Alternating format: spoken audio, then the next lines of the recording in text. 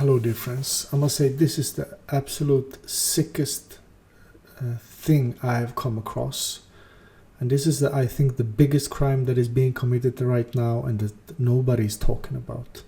And when you read this headline, you're gonna think that this is from some kind of bad movie or some kind of horror movie, but this is actually something that is going on today. Now, what you see in front of you is an infant with a cord and a placenta. And when a baby is born, about 2/3 of the blood is inside of the infant. The rest of the blood is in the cord and in the placenta. And that's about 1/3 of the blood that's in the core and the placenta. And the natural process is that when the baby comes out and they put the baby on the mother's stomach, is that this placenta will start pumping. This is very visible. It's pumping, and what it's doing, it's pumping out rest of the blood, which is this infant blood, the most potent, vital blood there is. The placenta is pumping it out inside of the body of the infant. So what you see is that the baby, when it just comes out, it's very pale. But after like 3 to 4 minutes, it's completely warm and red, and that's because the blood has been pumped into the baby. So this is the natural process. I think that all women and all doctors during all periods of time have been aware of. This is the way of nature, so to say. Now, what happens in hospitals today all over the world is that the nurses take out the clamp as soon as the infant comes out. They take out the clamp and they put it on the cord, and they stop this blood from pumping into the baby. How sick is that? So they stop the blood and then they cut the cord. So the infant remains pale, and the infant comes out with only 2/3 of its blood. 1/3 of the blood is still left in the cord and in the placenta. A grown-up, an adult, has between 5 to 6 liters of blood. And when an adult goes to donate blood, we donate around 400 milliliters. And even when we donate 400 milliliters, we get fatigue, we get tired. This is a big hit on the body. But imagine if somebody will draw out 2 liters blood from you. Which kind of consequences we will get. And this is exactly what is being done to all the infants that are being born all over the world. Because this blood is the most vital and potent blood there is. And the babies and infants get the blood deficiency already from start. So their body has to struggle to compensate for this blood.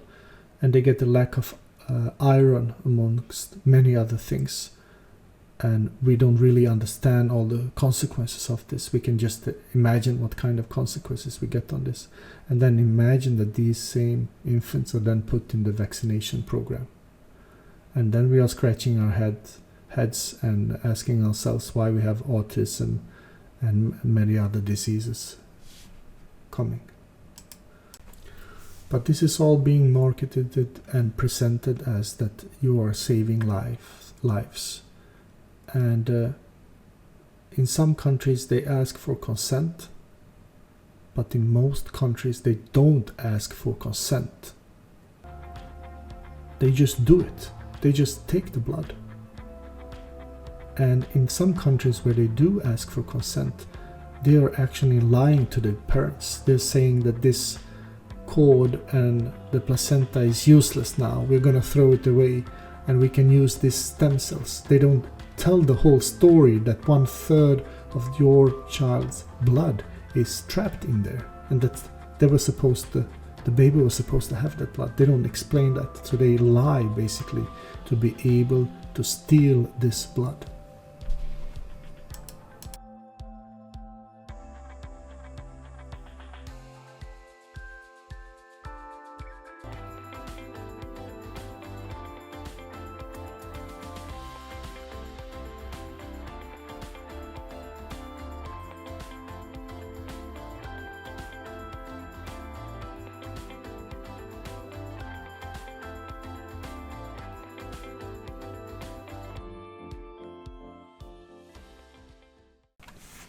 Now in Sweden there's been many discussions, and there's come up several papers proving that this is dangerous for the infants.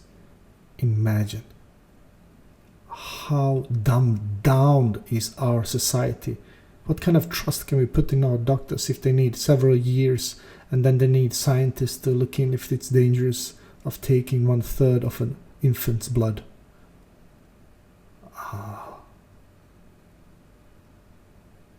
But regardless, I must say we must be thankful that they actually done these studies, because the government and these companies, they have a really strong motivation for collecting this blood for some reason.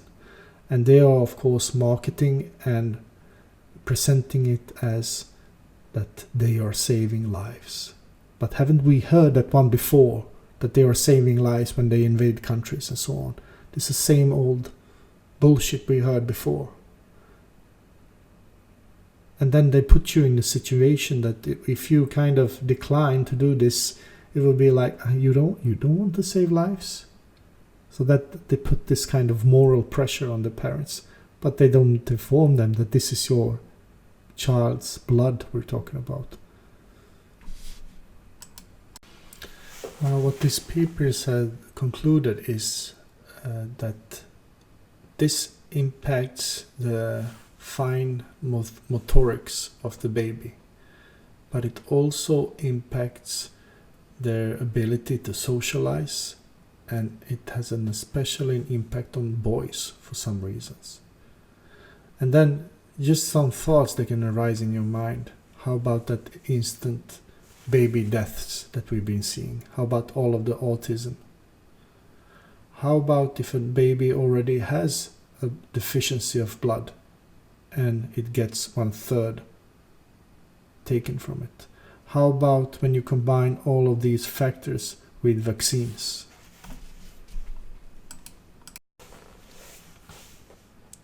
How many years is the scientific community going to need to find that out? This just shows how weak we are as humans. How we just bend over to authority and bend over to our managers, and if they say something we just obey, even if we know that it's not true. How many doctors haven't understood that it's stupid to take 1/3 away of the baby's blood, and they still then go along? Man, we need help. And the question arises then, what are they using this blood for? Why do they need so much of that blood? Where does it go? And then if we look at some other areas in science, we have seen this movement. Look at that. Look and feel better with young blood transfusions. How sick is that? And then they're talking about how the great impact is how we can cure Alzheimer's, and old people can get better memory, and their bone marrow can heal, and their organs can get better values and so on if they get young blood. But nobody's talking about where this young blood comes from. Now have a look at this guy having a presentation at World Economic Forum.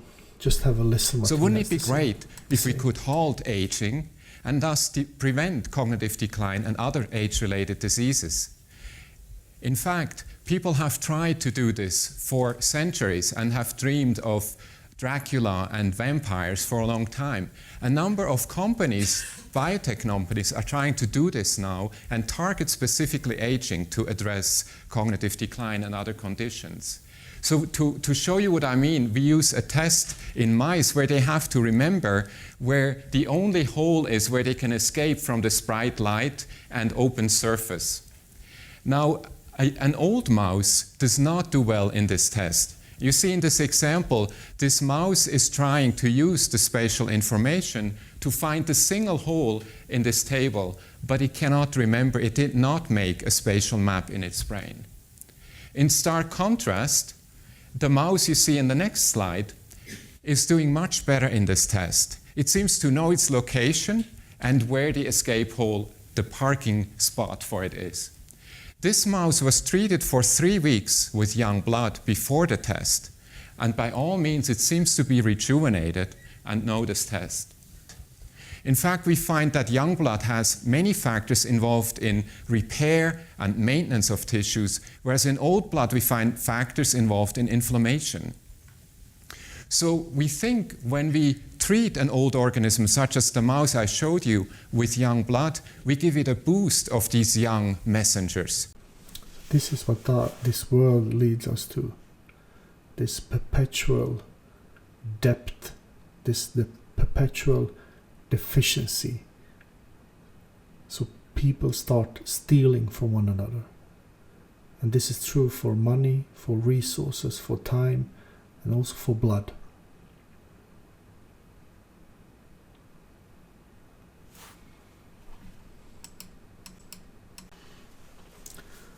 There's one easy way out of this, and that is that people who are waiting for a baby, they need to find out what kind of routines there is in their country, in their city, and in their hospitals when it comes to baby births. They need to find out all of the routines, because there's many strange and bad things going on right now. There's many things, like they're introducing new shots, they're introducing like different tests before they take out the baby. They're introducing all kinds of sick things that are actually interrupting the natural process of a baby being born. So first, when you find out these routines, then you write a document and you specify what you want and what you don't want. And for instance, you can put in as a point that you don't want the cord to be clamped or the blood flow to be stopped. And you can write out that you want all of that blood from the placenta coming into the baby. This is your right. So you can specify all of these things. You take that document, you sign it, you and your wife can sign it, and then you hand it over to the nurse and doctors, and you ask them to sign it, and they have to sign it. I know this has not been discussed so much, what I have seen in the English kind of community or the English speaking community. So I would like you to take this clip and share it. Send it to everybody you know, especially to people who are waiting for children, and especially to people who are working in the hospitals as nurses and doctors. Thank you for listening, and may God bless you.